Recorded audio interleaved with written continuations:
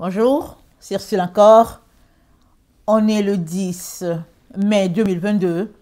Alors, je viens sur la trompette ce matin encore et je viens proclamer le retour de notre Seigneur Jésus-Christ. Soyons tous bénis. Amen.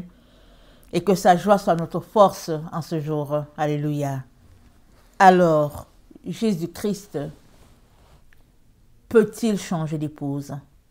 Amen. Est-ce que Jésus-Christ pourrait changer d'épouse comme on le fait aujourd'hui dans notre monde où il y a des problèmes et puis on dit bon, moi je divorce et puis bon, chacun bye bye. Ou bien comme dans certains pays, on dit bon, celle-là elle m'énerve et puis bon, on va prendre une seconde. Un peu comme Elkanah et puis Anne et puis sa co-épouse. Est-ce que Jésus-Christ ferait cela? Amen, ça c'est la question. Parce que hier on a vu au fait les deux femmes d'Apocalypse 12 qui sont un élément clé par lequel Dieu veut travailler. Alors il y a sa mère ou bien la mère qui est la fondation. Amen.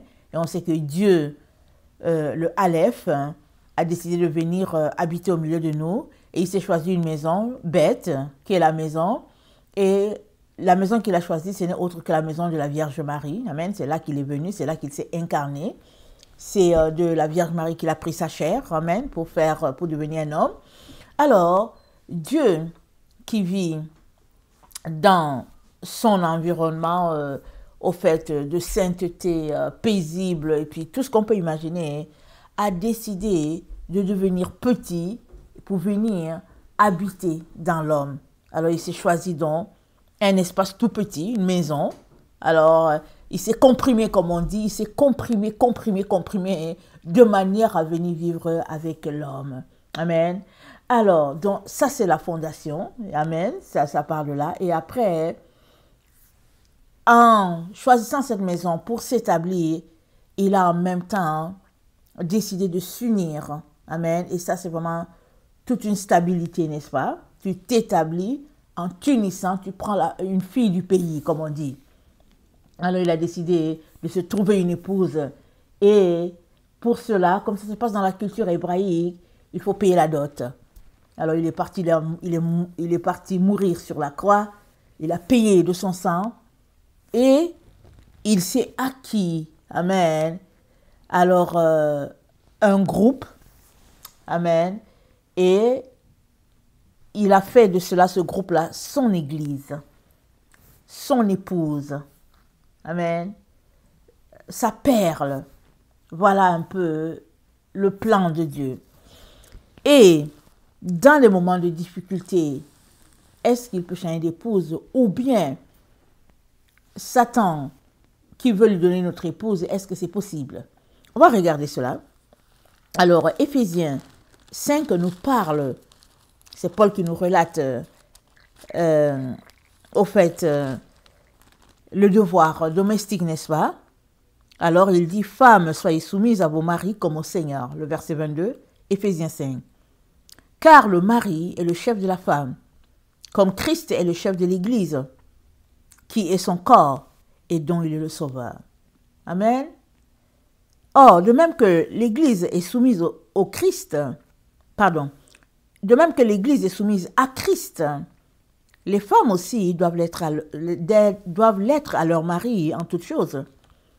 Marie, aimez vos femmes comme Christ a aimé l'Église, et il s'est livré lui-même pour elle, afin de la sanctifier par la parole, après l'avoir purifiée par le baptême d'eau, afin de faire paraître devant lui cette Église glorieuse, sans tache, ni ride, ni rien de semblable, mais sainte et irrépréhensible. Amen. C'est ainsi que les maris doivent aimer leurs femmes, comme leur propre corps. Celui qui aime sa femme s'aime lui-même. Amen. Alors il y a souvent des analogies et tout. Et puis, Christ a aimé son épouse. Amen. Il a aimé, il a donné sa vie pour son épouse, de telle sorte que son épouse, ça fait partie de son corps. C'est pas parce qu'il est mort que l'épouse fait partie de son corps, mais c'était depuis la création. Regardons Genèse 2. À Genèse 2, c'est clair, l'histoire de la création est là. C'est dit, Le verset 22, l'Éternel Dieu forma une femme de la côte qu'il avait prise de l'homme et il l'amena vers l'homme. Et l'homme dit, voici cette fois celle qui est eau de mes os et chair de ma chair. On l'appellera femme parce qu'elle a été tirée de l'homme. C'est pourquoi l'homme quittera son père et sa mère, s'attachera à sa femme et ils deviendront une seule chair. Amen. Ils deviendront une seule chair. Ils ne vont pas devenir un seul esprit. Mais David, d'emblée, il devient une seule chair.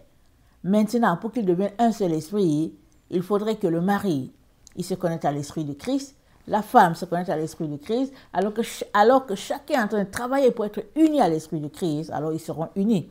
Amen, par l'esprit de Christ. Parce que la chair, on sait comment ils deviennent une seule chair. Amen. Par l'union sexuelle, ils deviennent une seule chair. Mais par l'esprit, leur seule manière d'avoir un seul esprit, c'est que leur esprit soit uni à l'esprit de Dieu. Amen, à l'esprit de notre Seigneur, via le Saint-Esprit. Sinon, ce n'est pas possible. Amen. Alors, c'est que être uni en esprit, c'est qu'il faut toujours l'intervention de la troisième personne qui n'est autre que notre Dieu. Alors, donc, on a l'information que Jésus-Christ, il est mort pour son épouse et il a payé ce qu'il fallait payer.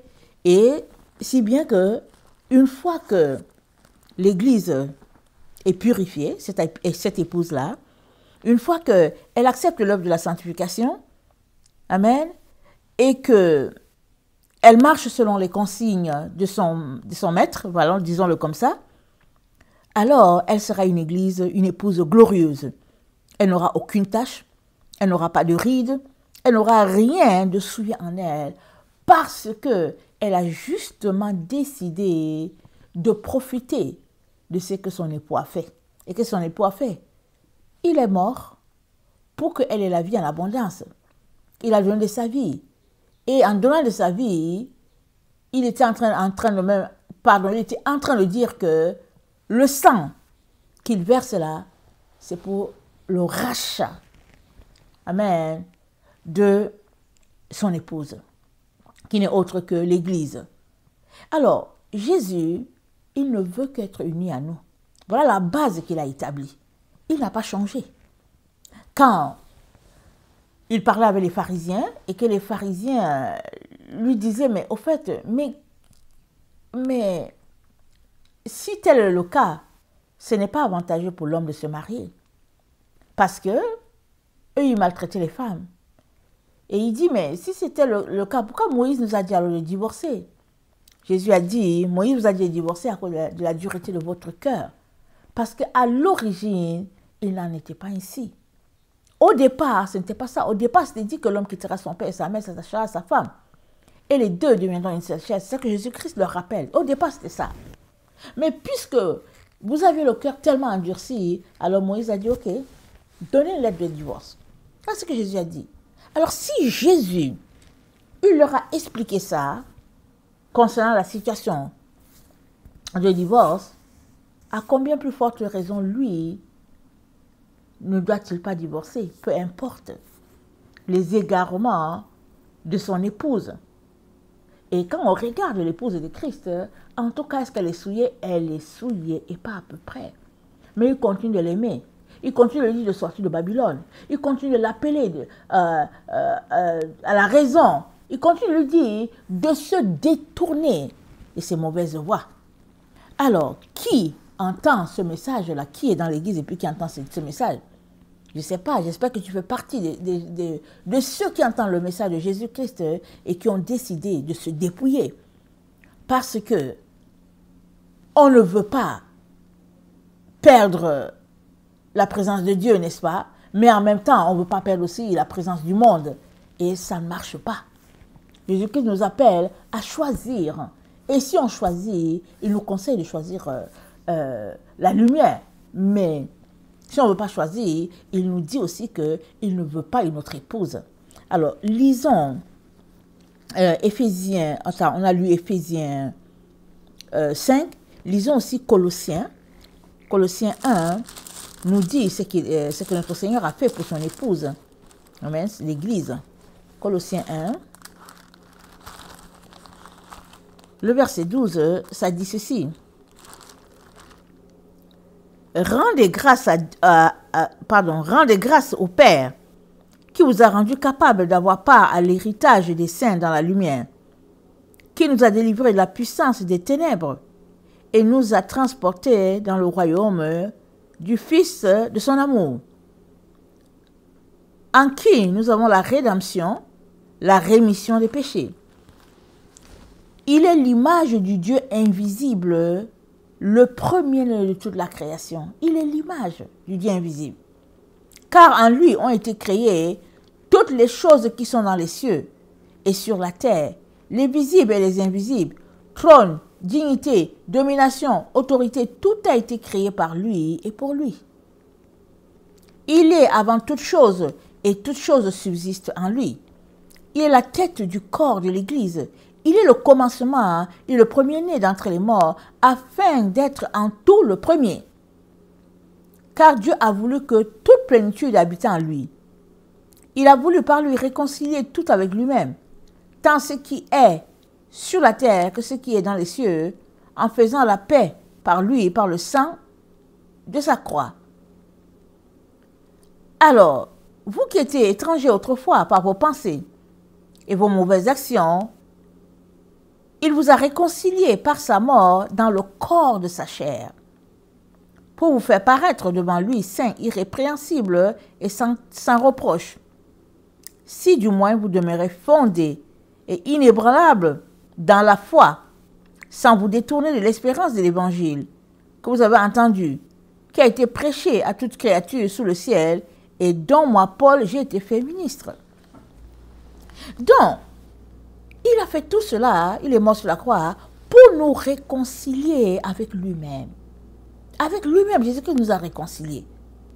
Parce que, écoutez, il nous a créés, et après la terre est partie dans toute la corruption qu'on sait, et puis la perversion.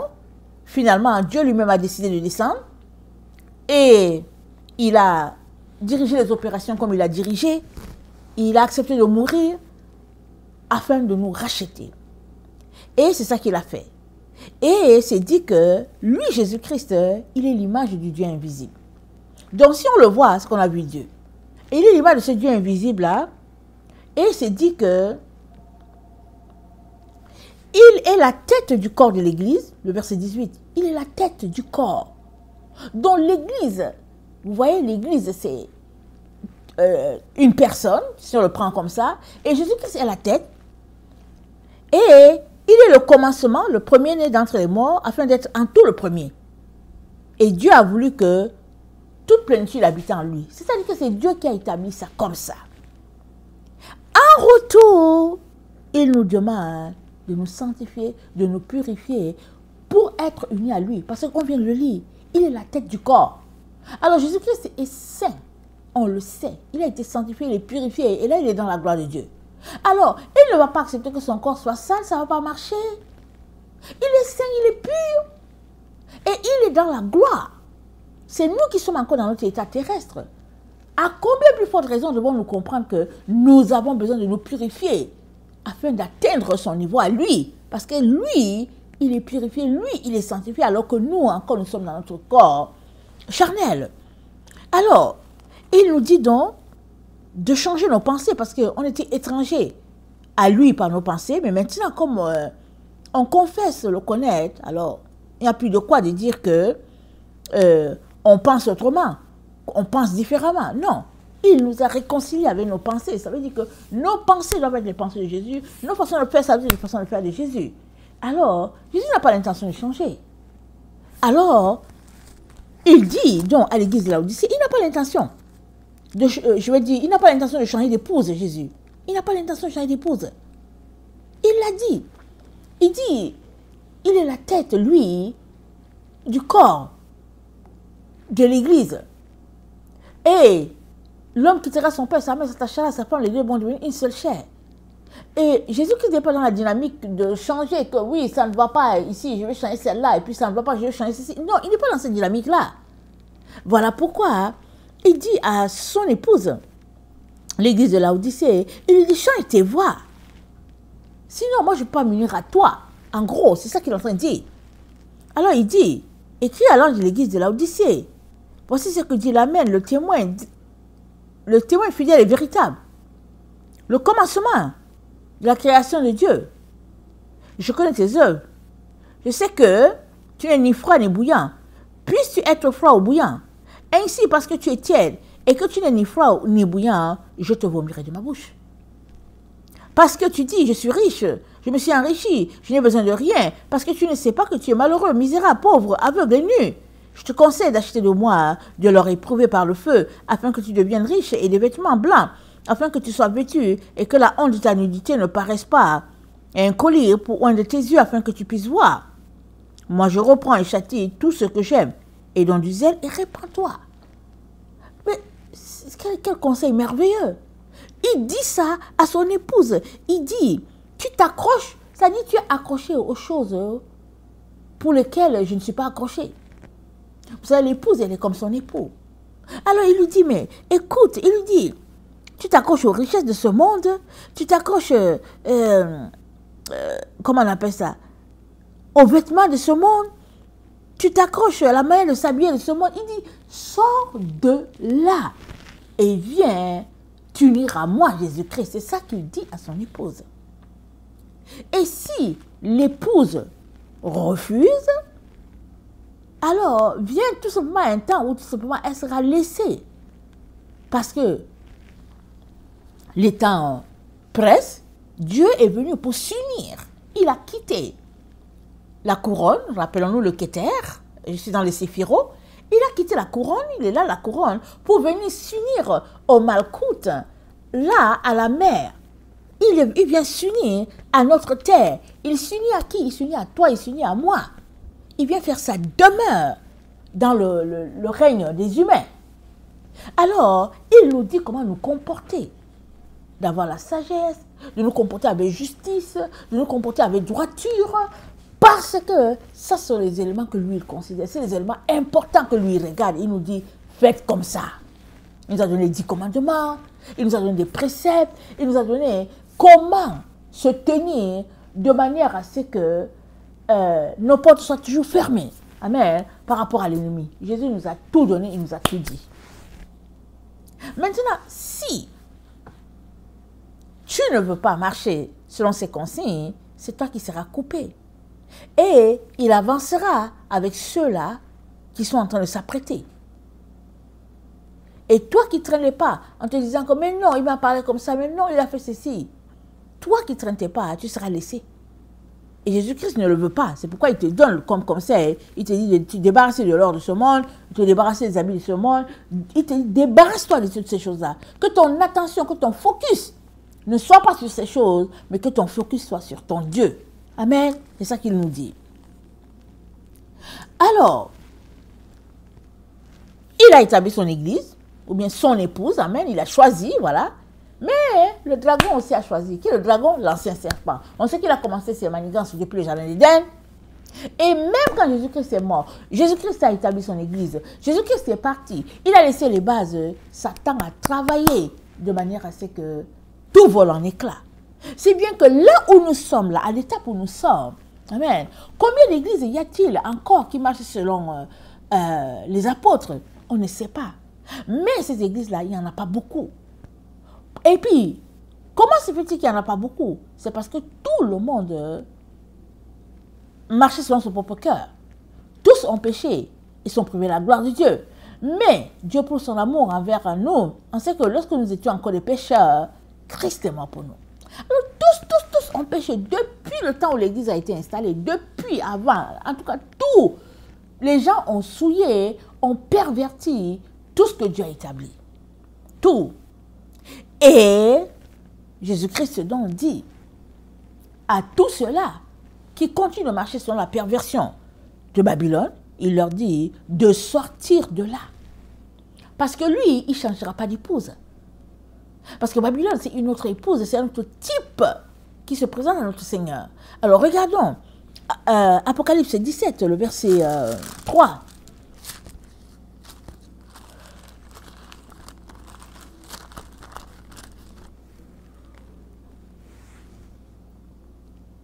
Il me transporta en esprit dans un désert et je vis une femme assise sur une bête écarlate. pleine de noms de blasphème, ayant 7 têtes et 10 cornes.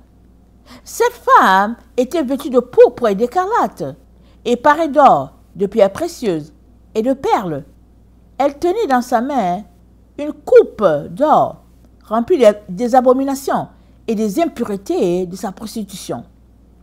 Sur son front était écrit un nom, sur son front était écrit un nom, un mystère, Babylone la grande, la mère des impudiques et les abominations de la terre. Je vis cette femme ivre du sang des saints et du sang de l'agneau de Jésus. Et en la voyant, je fus étonné, du grand étonnement. Et l'ange me dit, pourquoi t'étonnes-tu? Et l'ange me dit, pourquoi t'étonnes-tu? Je te dirai le mystère de la femme et de la bête qui la porte, qui a les 7 têtes et les 10 cornes. La bête que tu as vue était, elle n'est plus. Elle doit monter de l'abîme et aller à la perdition. Et les habitants de la terre, ceux dont le nom n'a pas été écrit dès la fondation du monde, dans le livre de vie, s'étonneront en voyant la bête, parce qu'elle était et qu'elle n'est plus, et qu'elle reparviendra. Et qu'elle reparaîtra. Voilà. La bête était, elle n'est plus, mais elle va revenir. Alors, cette bête-là, elle a 7 têtes, blasphème, et puis les cornes, les 10 cornes qui représentent les 10 rois, les gens du nouvel ordre mondial. Donc, la femme, elle a décidé de galoper sur la bête. Et nous savons que quand quelqu'un monte sur son cheval, quelqu'un monte sur son âne, il apprivoise très bien l'animal, n'est-ce pas? Et il décide de collaborer avec. Alors, voici, jadis, cette femme, épouse de Christ, a décidé tout simplement de collaborer avec la bête. Et elle attend que Jésus-Christ vienne la chercher. Et Jésus-Christ dit, mais moi, je n'ai pas l'intention de changer de femme. Ma femme, c'est celle qui est pure. J'ai déjà donné les consignes pour ma femme. Je lui ai dit comment se comporter. Mais celle-ci, elle a décidé de collaborer avec la bête, d'être à califourchon sur la bête. Et elle apprécie les perversions de la bête. Mais aussi, elle aimerait être sauvée. Et Jésus dit, c'est pas possible. C'est pas possible. Et les conséquences de cela sont que celui-là qui les a sauvés, il se retrouve à les combattre. Mais c'est comment? Comment est-ce que Jésus-Christ peut se retrouver à combattre son épouse? C'est pas possible. Comment? C'est pas ça que Jésus veut. Mais l'épouse, elle a décidé, elle a dit, ah non, elle allait s'associer avec la bête. Si bien que c'est un combat, si on peut le dire, indirect. Parce que elle qui est supposée écouter ce que son maître lui dit, elle écoute ce que la bête lui dit. Un peu comme l'histoire de Ève. Ève a reçu consigne de comment se comporter, comment se multiplier, comment répandre la gloire sur la terre. Elle est restée écouter le serpent. Et le serpent a pris son autorité. Finalement, l'esprit du serpent était désormais en Ève. Si bien que tout a été corrompu en elle, tout a été souillé. Et depuis ce temps-là, tout est souillé. On ne marche que de corruption en corruption, de souillure en souillure. Alors la bête, pas la bête, la prostituée, elle a décidé tout simplement que non, elle veut quand même se prostituer avec la bête, mais aussi être l'épouse de Jésus-Christ. Et Jésus-Christ dit non. Si c'est comme ça que cette épouse-là marche, elle va finir tout simplement par être anéantie par celui-là même qui a versé son sang pour elle. Regardez, dans Apocalypse 17, c'est dit, le verset 12, les 10 cornes que tu as vues sont 10 rois qui n'ont pas encore reçu de royaume, mais qui reçoivent autorité comme roi pendant 1 heure avec la bête. Ça veut dire que le temps où cette bête-là va régner pendant 42 mois, comme c'est dit. Alors, il y a des rois qui vont recevoir 1 heure avec la bête. Ça veut dire quoi? Est-ce que 1 heure, c'est quoi? C'est 1 an? Est-ce que c'est 1 mois? Moi, je ne sais pas ce que ça veut dire. Dieu seul, il sait à quoi ça correspond à notre temps. Mais, nous sommes informés qu'il y a 10 rois qui vont s'associer avec la bête. Et, qu'est-ce qu'ils vont faire? Ils vont s'associer pour soumettre la prostituée. Et la prostituée va se retrouver à donner son autorité à la bête. Et c'est dit qu'ils ont un même dessein, le verset 13. Ils donnent leur puissance et leur autorité à la bête. Ils combattront contre l'agneau et l'agneau les vaincra. Mais ils donnent leur autorité à la bête comment? À partir du moment où ils ne suivent pas strictement les consignes de Jésus-Christ, ils sont en train de donner leur autorité à la bête. La seule manière pour toi et moi de ne pas donner notre autorité à la bête, c'est de suivre strictement ce que Jésus-Christ nous dit. Et qu'est-ce qu'il nous dit? Il nous dit ceci. Ésaïe 50.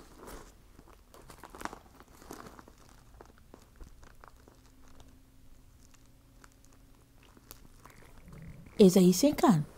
Ainsi parle l'Éternel. Où est la lettre de divorce par laquelle j'ai répudié votre mère? Ou bien, auquel de mes créanciers vous ai-je vendu?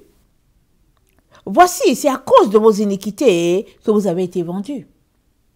C'est à cause de vos péchés que votre mère a été répudiée. Je suis venu, pourquoi n'y avait-il personne? Jésus parle de répudier, il ne parle pas de divorcer. Il a répudié Israël, il l'a répudié. Mais il n'a pas divorcé, il n'a pas déchiré le papier, il a juste répudié, il dit, pardon, c'est bon. Il dit trop. Il dit, c'est à cause de vos péchés que votre mère a été répudiée. Il a laissé la mère là à côté.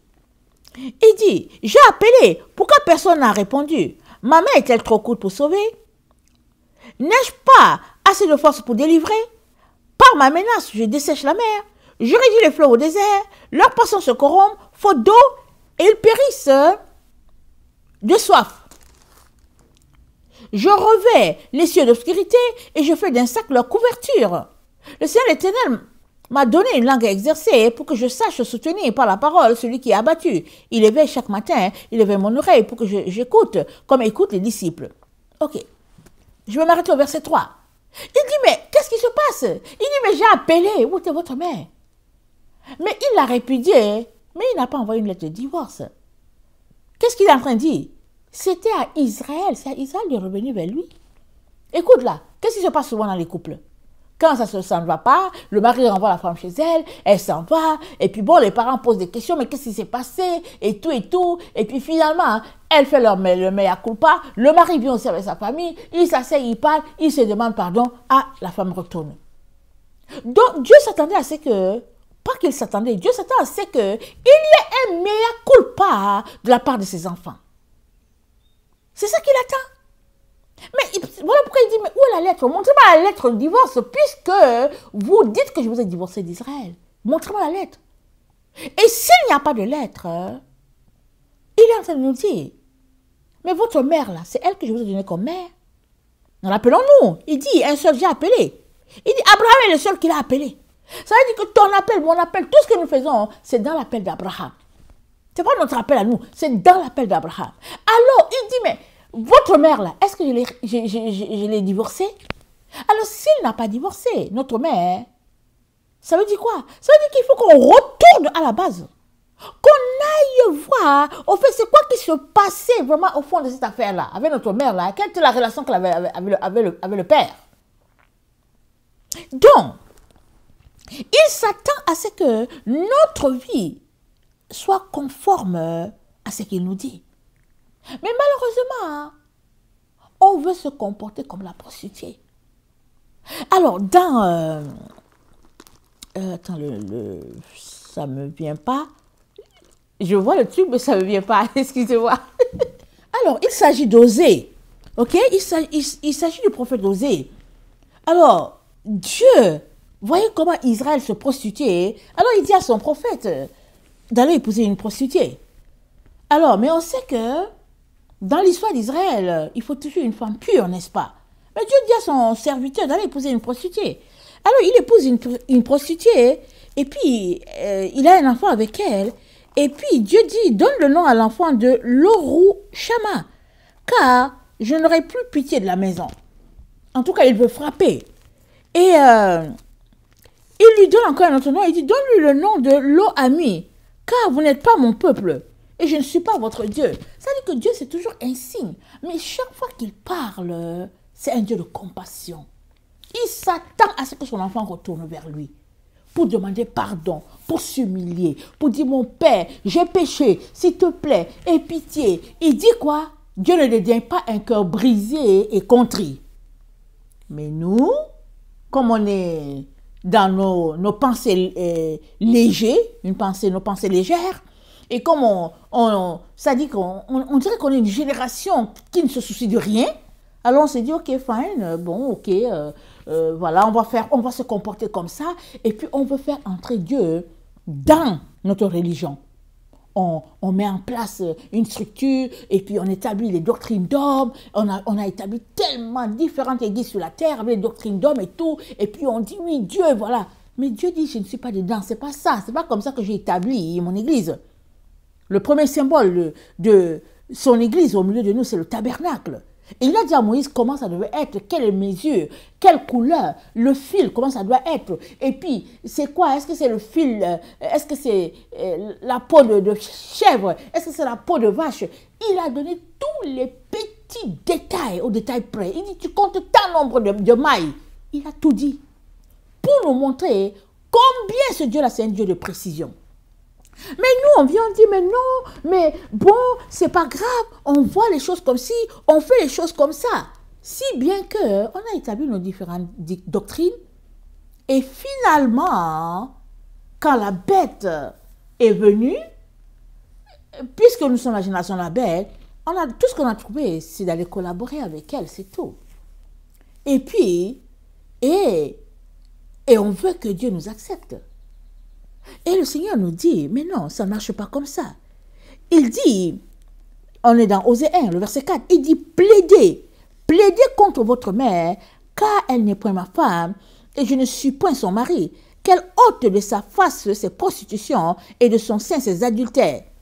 Sinon, je la dépouille à nu, je la mets comme au jour de sa naissance, je la rends semblable à un désert, à une terre aride, je la fais mourir de soif. Je n'aurai pas pitié de ces enfants, car ce sont les enfants de prostitution. Leur mère s'est prostituée, elle qui les a conçus s'est déshonorée, car elle a dit, j'irai après mes amants, qui me donnent mon pain et mon eau, ma laine et mon lin, mon huile et ma boisson. C'est pourquoi voici, je vais fermer son chemin avec les épines et y élever un mur, afin qu'elle ne trouve plus ses sentiers. Elle poursuivra ses amants et ne les atteindra pas. Elle les cherchera, elle ne les trouvera pas. Puis, elle dira, j'irai et je retournerai vers mon premier mari, car alors, j'étais plus heureuse que maintenant. Donc, dans tout ce que Dieu fait pour punir Israël, c'est juste pour qu'Israël lui revienne à lui encore. Quel amour, n'est-ce pas? Quelle compassion. Quelle passion pour son épouse. Amen. Et finalement, il nous dit que son épouse, ce sera la montagne de Sion. C'est-à-dire, il compare son épouse à la montagne de Sion. Tout comme il compare la prostituée à une ville. Regardons, Apocalypse 17. Apocalypse 17, la femme, la prostituée, son épouse qui s'est prostituée, alors, elle est à califourchon sur la bête. Et voilà ce qu'il dit. Le verset 18 d'Apocalypse 17, c'est dit, « Et la femme que tu as vue, c'est la grande ville qui a la royauté sur les rois de la terre. » C'est la grande ville qui a la royauté. Mais quelle est cette ville-là? La fausse église. Elle est assise là sur les rois de la terre. Et nous savons que peu importe l'endroit où on est sur la terre, on va trouver une église prostituée de Jésus-Christ sur la terre. Peu importe l'endroit où on est. Si on arrive au Liban, il y aura une église de Jésus-Christ là-bas qui est prostituée. D'ailleurs, la plupart des églises de Jésus-Christ sont prostituées, mais ils ne savent pas. Parce que la véritable église, c'est celle-là qui a été établie par les apôtres, dont Jésus-Christ est la pierre angulaire, Et le fondement, c'est celui-là établi à l'origine par ceux-là à qui Jésus-Christ a confié la mission d'évangéliser la terre. Regardons 1 Corinthiens 3, 1 Corinthiens 3, le verset 11, si j'ai bonne mémoire.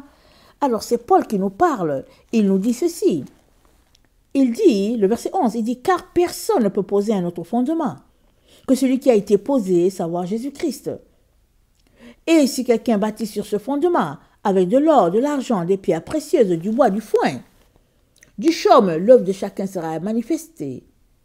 Car le jour la fera connaître, parce qu'elle se révélera dans le feu, et le feu éprouvera ce qu'est l'œuvre de chacun. Si l'œuvre bâtie par quelqu'un sur le fondement subsiste, l'œuvre est bâtie où? Sur le fondement. C'est pas bâti n'importe où. Il dit si l'œuvre est bâtie sur le fondement, ça subsiste. Ça veut dire que si ton œuvre n'est pas bâtie sur le fondement, on ne le regarde même pas.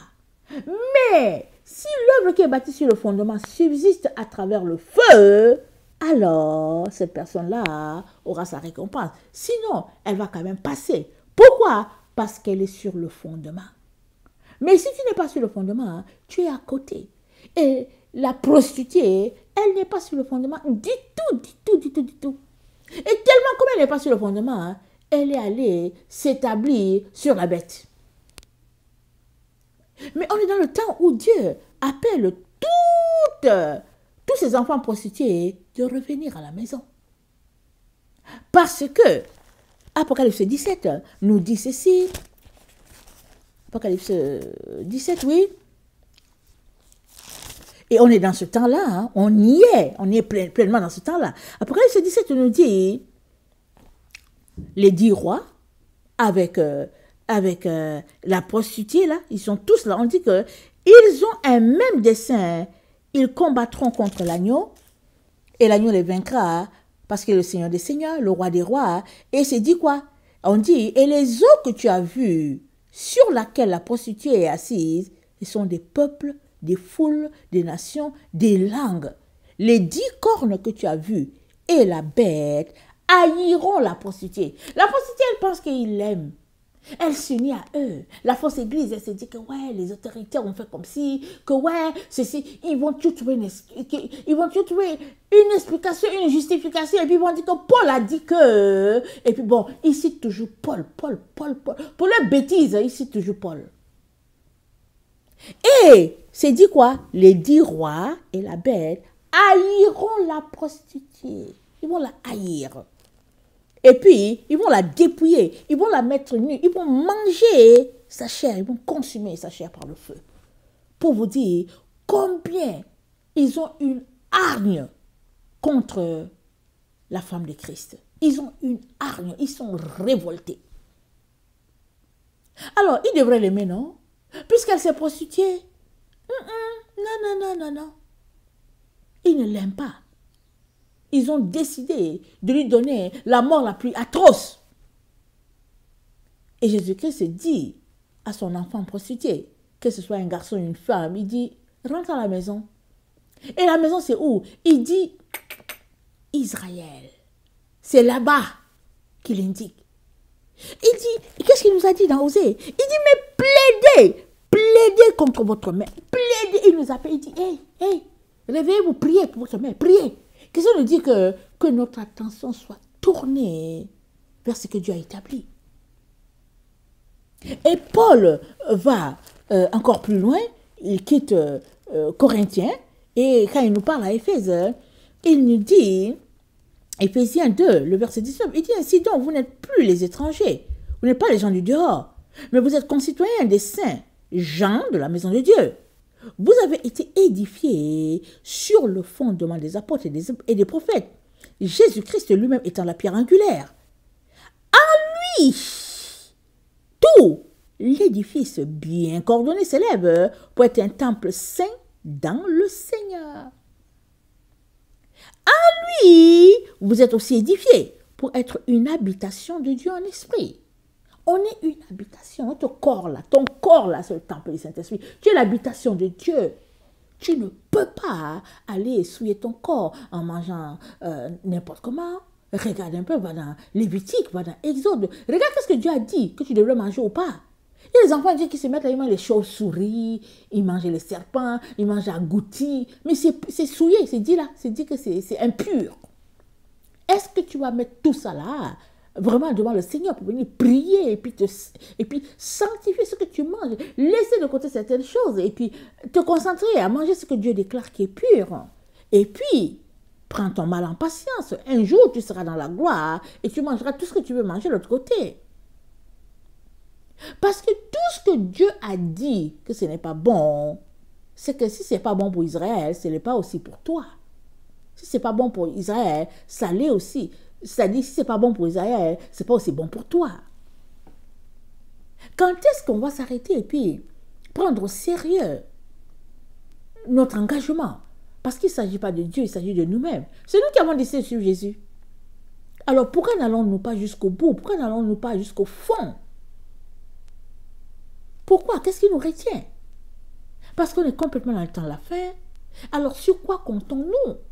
Il y a des gens qui restent là et disent que ouais, Jésus va venir me chercher et puis, mais ils font rien. Rien de la vie. Ils sont assis, ils rêvassent. Jésus va venir me chercher. Mais il va venir te chercher comment? Comment va-t-il venir te chercher? Il t'a donné les consignes, il t'a donné les règles. Il t'a dit, comporte-toi comme ça. Il te dit, voilà, A, B, C. Il dit, voilà ce que tu dois faire. Et tu verras Jésus. Pourquoi? Pourquoi est-ce qu'il te dit, voilà ce que tu dois faire et tu verras Jésus? C'est parce que toutes les consignes que Jésus-Christ te donne sont des consignes de feu, sont des consignes de lumière. Jésus est dans la lumière. Alors, il veut t'amener à la lumière. Il veut te faire quitter ton obscurité, tes ténèbres. T'amener dans sa lumière. Et là, dans sa lumière, tu connecteras à lui. Parce que c'est un royaume de lumière, le royaume de Jésus. Le royaume de Dieu ne vient pas de la manière dont on s'imagine. Il ne vient pas de manière à frapper les regards, comme dit Jésus-Christ. Il dit quoi? Le royaume de vous, de Dieu, est en vous. Il est en tous. Il est en nous, là, le royaume de Dieu. Mais il est en nous comment? Parce que nous faisons sortir les choses des ténèbres et nous faisons entrer les choses de lumière. Et il nous renvoie à Israël. Il nous renvoie à Israël. Mais nous, notre génération, on aime les facilités. Alors, c'est dit que la prostituée, d'abord, c'est dit que la prostituée, elle est assise sur des peuples, des langues, des villes, des nations. Elle est partout. Comme je disais, l'église de Jésus-Christ est partout sur la terre. Mais quand tu arrives, tu entres, tu dis, ah, ok, ici, là, ils aiment s'habiller mal. Tout leur corps est dehors. Ils ont les femmes, ils ont les poitrines dehors, les fesses dehors. Tu dis, ok, d'accord. Tu vas ailleurs. Tu arrives là-bas, tu trouves que, oh non, mais ici, ils aiment juste manger.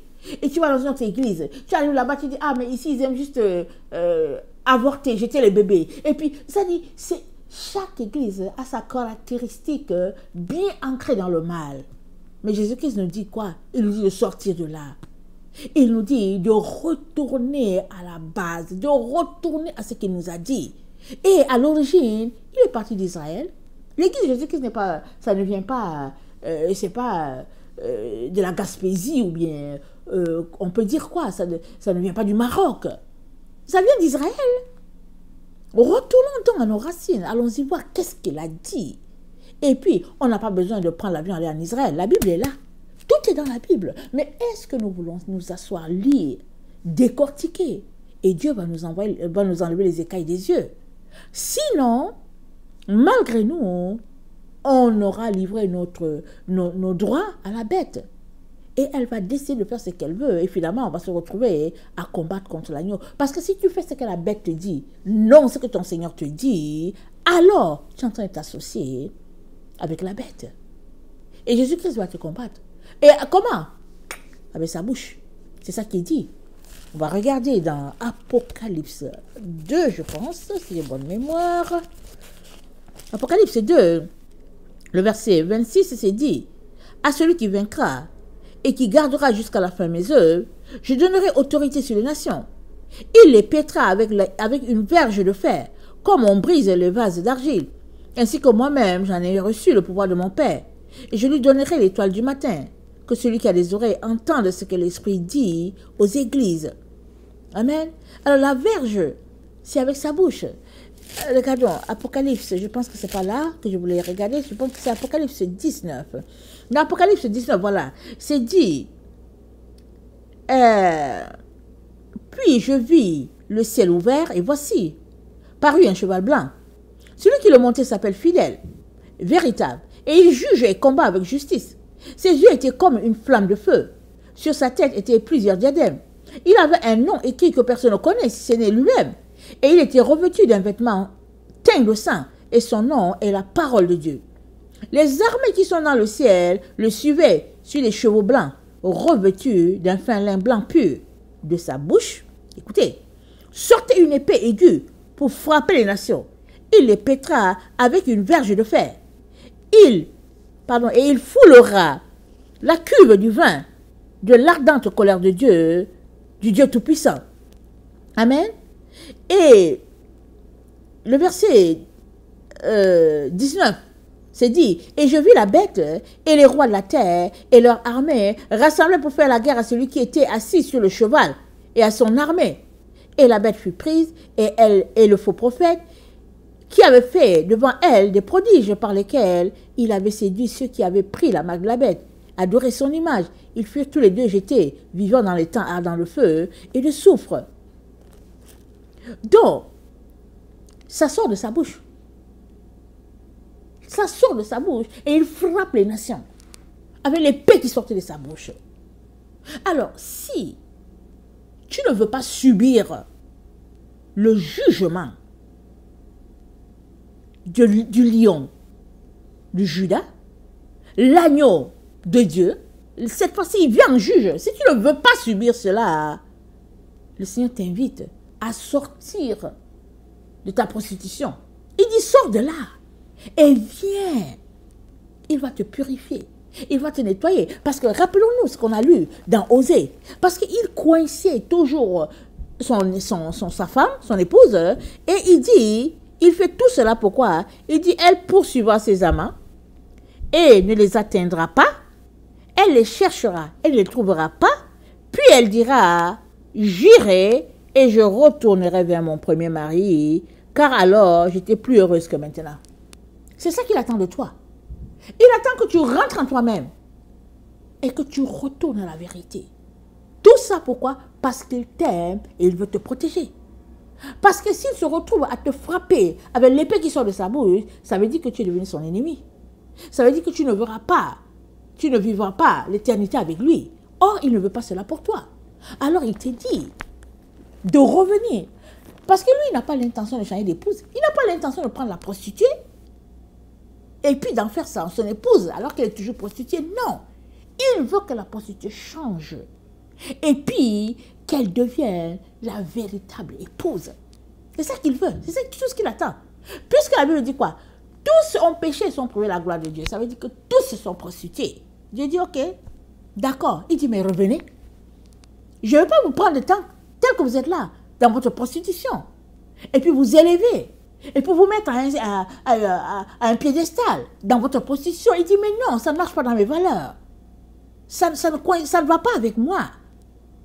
Parce que moi, c'est la pureté, c'est la sainteté, c'est la lumière, c'est la vérité, pas les ténèbres. C'est ça que Dieu dit. Et il attend cela de chacun d'entre nous. Chacun d'entre nous, il nous dit de retourner à la base. Amen. Jésus-Christ ne changera pas d'épouse. Par contre, tout comme il a parlé à Osée, son prophète, de prendre une prostituée parce qu'il voulait la transformer en femme et qu'elle soit vraiment pure, sainte, et puis qu'elle soit contente d'avoir un époux, c'est la même chose qu'il veut faire pour chacun d'entre nous. Maintenant, qu'est-ce qui t'empêche? C'est quoi? La honte? Trop occupé dans ta prostitution? Mais qu'est-ce qui t'empêche de revenir? Arrête de te convaincre que ouais, les choses vont changer. Non, non, non. Tu es dans un cul-de-sac. Le cul-de-sac est là, ça a été affiché. Il te dit, reviens. Parce que on approche du temps où l'épée, avec sa bouche, il va frapper. L'épée, ça sort de sa bouche. Ça ne sort pas d'ailleurs. Et on est proche de ce temps-là. Et aujourd'hui, il est encore là, en train de te dire, repentance. Repentance. Repentance. Il t'appelle. Il te dit, reviens, reviens. Il t'appelle à la raison. Mais toi, qu'est-ce que tu réponds? Que réponds-tu? Il est donc très important hein, que toi et moi, nous puissions vraiment rentrer en nous-mêmes et puis regarder qu'est-ce qui nous tient tant éloignés de notre Dieu. Parce que c'est pas vrai que on va s'associer avec le dragon, avec le serpent, hein, et en même temps, hein, on veut être l'épouse. Ça ne marche pas. Ça ne marche pas. Que le Seigneur bénisse sa parole. Amen. Et que chacun d'entre nous puissions rentrer en nous-mêmes et puis changer les choses qui doivent être changées. Amen. Soyez bénis. Je vous aime beaucoup et Dieu davantage. Maranatha, Jésus revient. Alléluia.